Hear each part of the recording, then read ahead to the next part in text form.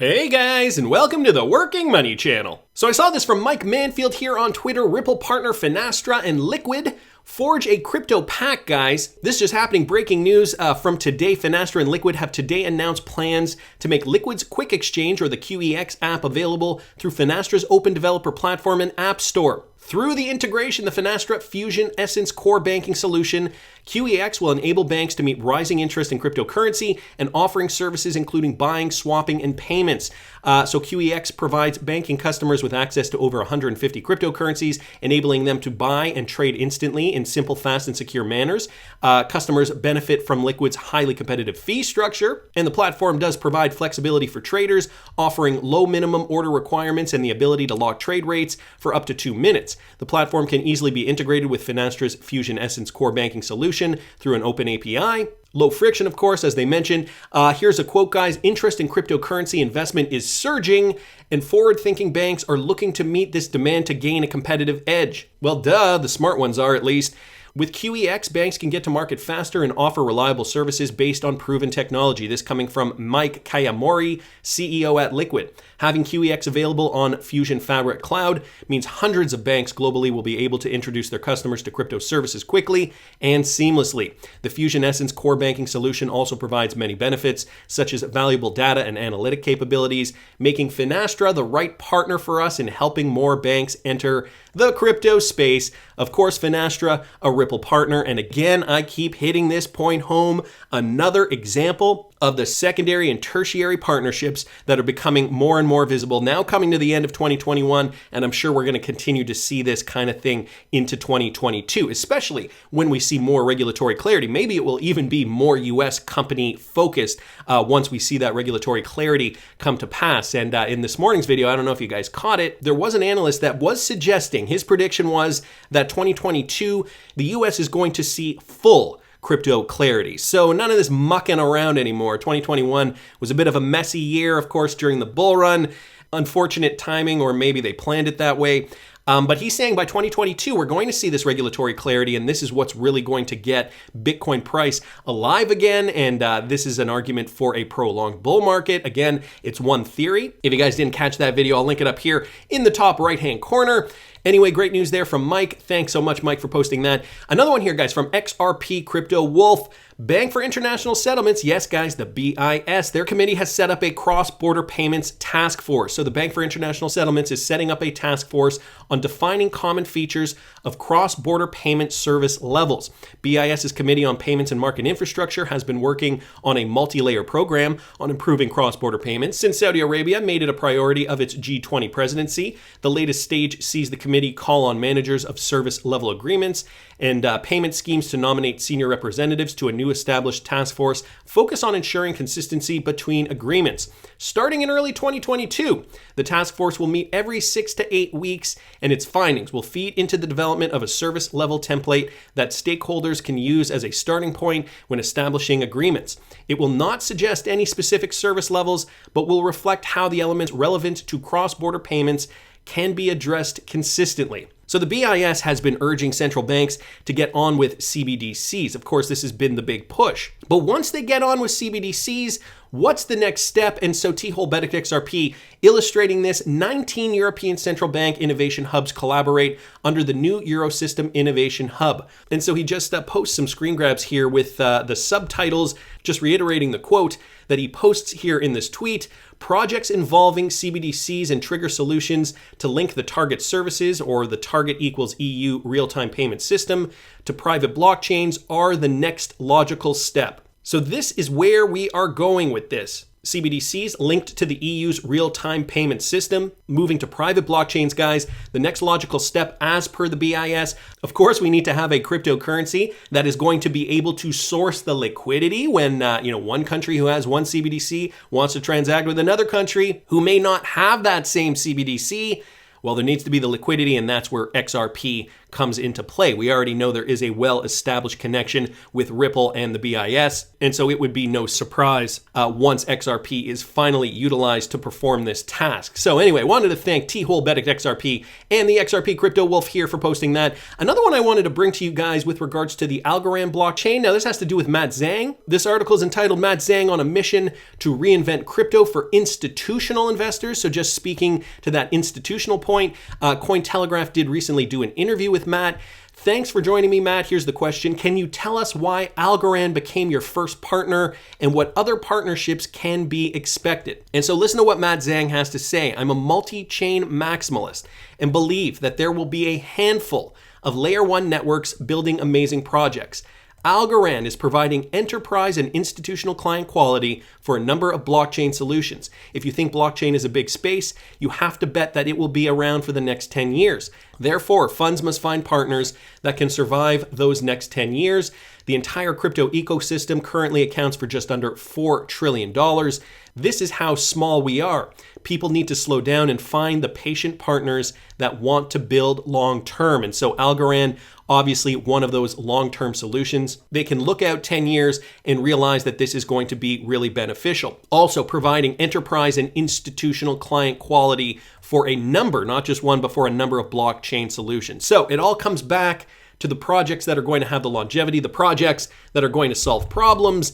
And, if we look at Algorand, if we look at Algorand price right now, it's doing what most of the crypto market is doing right now in this kind of slump. It's down a bit, $1.50, but of course we still not have seen that altcoin rally. And so Algorand, like other coins, likely will see another pump. Now, Algorand off its bottom from May 2020, it's already up 1,300%, so hasn't flown as high as some other altcoins. Nevertheless, still has seen significant gains. But Algo, I think that's one of those long-term coins. It's also one of the WEF coins that they outlined in their June 2021 document. Anyway, thought I'd bring that to your attention. We also have this, guys, another one from Michael at Val5 Links. BitThumb and CoinOne have performed 4 XRP transfers, so just more XRP, large quantities of XRP moving over the XRPL. Major crypto tracking service Whale Alert has spread the word about a series of large XRP transactions performed by 2 top-tier South Korean exchanges, BitThumb and CoinOne. Beyond that, figures shared by analytics data vendor Sentiment shows that XRP address activity is spiking, which is a good sign for the Ripple-affiliated cryptocurrency. So just down here, some of the numbers. BitThumb moved XRP lumps worth 80 million, 20 million,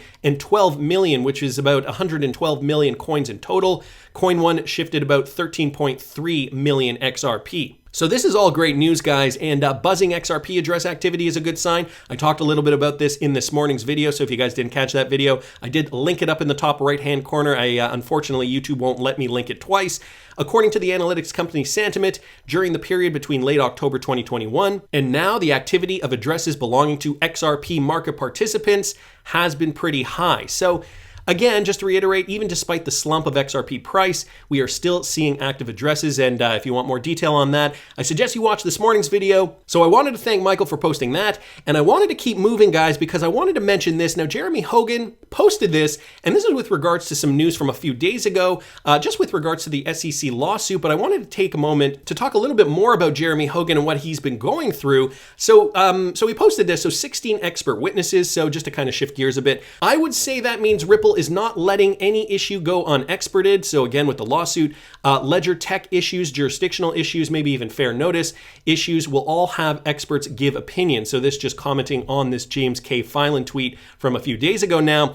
And GMPWXC here on Twitter posted this. Hi, Jeremy. I think you have to explain your tweet about XRP2. Because a lot of people are confused. Now, I originally saw this tweet and then I had to focus my discussion on this whole XRP2 story. Jeremy Hogan says I can't discuss anything as they are a client of mine. I am sorry. So here's what happened to Jeremy Hogan. I'm happy to have been retained as U.S. legal counsel for the XRP2 project. Yes, I do sometimes do more than tweet and make YouTube videos. So XRP2 official here tweeted this out back on December 7th. XRP2 fans, we have a huge announcement for you all. We have just in the last 15 minutes had a conversation that Jeremy Hogan of YouTube's Legal Briefs is on board as our legal advisor. Welcome to the team, Attorney Jeremy. Now, many in the XRP community thought this was a bad move. Hi, Jeremy. DM me because I think XRP2 might be a rug, like all other projects that use XRP's name for clout. I know you're a new influencer and would never purposely promote a rug. Panos down here saying you are damaging your reputation here, Jeremy. Joining a scammy project that lies and has no idea about XRP and the XRPL. Instant loss of respect. So many here wondering about this, many prominent figures in the XRP community pushing back on Jeremy Hogan saying, hey, wait, buddy, you're part of the XRP community. Why are you joining legal counsel for XRP2? The XR Pioneer here saying we are now officially looking like a joke. Bad move on attorney Jeremy, and XRP2 is not necessary if you truly believe in the original. And so Free American Spirit, what is XRP2? What does it cost? Where is it traded? Other than money, why did you decide to represent them? So getting a lot of pushback here. Jeremy Hogan, of course, had to defend himself on Twitter. Chloe Le Pen here writing, I've seen a little bit of hate recently directed towards Jeremy Hogan regarding this XRP2 coin. Can I remind all parties that Jeremy is the best thing to have ever happened to the XRP community and to cut the guy some slack? We love you, Attorney Jeremy. And Attorney Jeremy saying, thank you, Chloe. The last 24 hours on Twitter were tough for me. You should see some of the DMs in my emails I received. I'm on Twitter to help people. There's nothing else in it for me but to feel like I have helped. And you helped me today to decide to keep doing that, hopefully. So there were some people congratulating Jeremy Hogan. Of course, there were others criticizing him about this. And so, I guess there are two schools of thought here.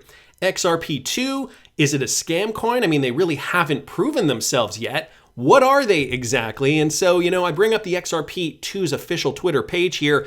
And so they put here in the description of their Twitter, XRP is for bank and government use.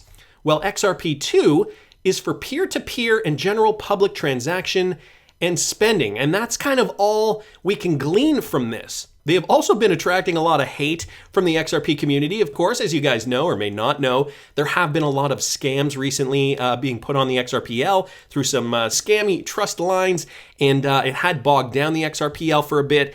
So, they're trying to defend themselves here. Please see our previous tweet. This is another follow on to all that we have upset or offended. We are sorry, and we want you guys to see that we are listening to your feedback. We also apologize to all at Ripple if we have got off on the wrong foot. So I'm following this now. One of two, here's a double post. Supporters and skeptics, we have seen a few days of mixed emotion, support, and negativity. Although Jeremy advised that we may only need to change our name if Ripple asks us to, we've decided to rebrand immediately. We want to take the micropayment world by storm. And to the second point here, with a particular focus on online payments, no more credit card details, just scan the QR code and pay online. We want everybody on side, and if it means rebranding now, we are more than happy to do it. Will all you guys give us support if we change our name completely? So these guys, sounds like they're in hot water as well. With regards to their name, they're looking to rebrand immediately. It sounds like, well, at least publicly, it sounds like they want to do the right thing. Others accusing them of being a scam coin. And they're even stating, XRP2 is for peer-to-peer and general public transacting, whereas XRP, banks and government use, financial institutions, those large payments. And so would it even be worth it to buy XRP2 as an investment, or is it almost just redundant? If you think about it, XRP can also be used for peer-to-peer transactions and general public transacting and spending as well. And so just to that point, I wanted to bring up this older tweet here, guys, from Jim Rickards. Now, this was from 2018. So it's a few years old now, but I think it is important to bring back up because as we are seeing new projects being built on the XRPL, and now these coins are saying, well, this is for peer-to-peer use, XRP, of course, for banks and governments. Is there a point to differentiate the two? Jim Rickards posted this back in 2018. People are saying is not my idea of a reliable source. So he's just talking about the speculation. Even at that time, there was tons of speculation in the crypto market, in the XRP community. He says, that said, even the IMF needs devs, and I'm sure Ripple has some good ones. That doesn't mean XRP will be a reserve asset. So he's being very cautious to suggest that. But in the next breath, he says it's more likely going to be an e-SDR. And again, from back in 2018, Bullrun Wonka adding this, an asset free of political ramifications and highly convertible would be ideal. XRP fits the mold. Once the IMF announcement is made, plenty of value will be added to the asset. No need to hold several currencies when holding the highly efficient deflationary XRP would suffice. Thoughts? And then down here, other side of somewhere posts this: would an SDR network only be available for governments? And just so we get the definition of SDR, I wanted to bring this up: special drawing rights. And an e-SDR is essentially just an electronic version of that. But this is what Jim Rickards essentially says it will be: special drawing rights. The SDR, or in this case an e-SDR, is an international reserve asset created by the IMF to supplement the official reserves of its member countries. The SDR is not a currency, but it is a potential claim on the freely usable currencies of IMF members. As such, SDRs can provide a country with liquidity. And so this, guys, this right here goes to Jim Rickards' point here from way back 3 years ago now. More likely XRP could become an e-SDR. And 3 years ago, we were still very far away from that reality. Fast forward to 2021, we're almost in 2022 now, and it is looking to become more and more of a reality moving forward in this direction. Let's not forget the BIS just set up this task force. We have the European Central Bank Innovations Hub saying that, projects involving CBDC. So remember, at that time, CBDCs were just kind of a whisper. Now CBDCs being fully developed by many central banks. EU's real-time payment system. We know XRP needs to be there to source that liquidity. What are the next logical steps? RippleNet has also been working to create private ledgers for some of these central banks. So it's all coming to a head, guys. This is all news that has come out since 2018. So an e-SDR becoming more likely now than ever. Not to mention that the Ripple SEC lawsuit coming to an end very shortly. Again, guys, if you didn't catch this morning's video, I also talk about an analyst's prediction that 2022 is going to be the year that the US finalizes cryptocurrency clarity rules that will give the market a huge push, not only for the speculative price movers, but for those coins that have real world utility. One, they'll be moving on speculative price, but two, guys, they'll also be moving, once we get this regulatory clarity, they will also be in demand by financial institutions and governments, pushing the price even higher. And three, let's not forget, with this regulatory clarity, we are going to see many projects fall to the wayside, especially if the SEC has their way. So 2022 looking fairly positive, perhaps XRP being added as an e-SDR. That's just my opinion, but I want to hear what you guys think. Please subscribe to the channel if you haven't already. Like the video if you like the content I'm providing. I always love hearing your comments. See you in the next one, guys.